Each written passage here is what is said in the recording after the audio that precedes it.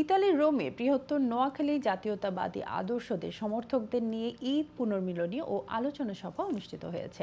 স্থানীয় একটি রেস্টুরেন্টের হল রুমে আয়োজিত অনুষ্ঠানে সভাপতিত্ব করেন জাতীয়তাবাদী ইতালি শাখার সাবেক সভাপতি মোহাম্মদ জহিরুল আলম। প্রধান অতিথি হিসেবে উপস্থিত ছিলেন জাতীয়তাবাদী শ্রমিক দলের সভাপতি নুরুল আফসার। পরিচালনায় ছিলেন মোহাম্মদ বেলাল হোসেন। এ সময় ইতালি বিএনপির সাবেক সহসভাপতি মোহাম্মদ জহিরুল আলমকে বিএনপির সভাপতি পদপ্রার্থী হিসেবে নাম প্রস্তাব করা হয়। আহ্বান জানানো হয় নোয়াখালী জাতীয়তাবাদী কর্মীদের ঐক্যবদ্ধ ও সুসংগঠিত হয়ে কাজ করার।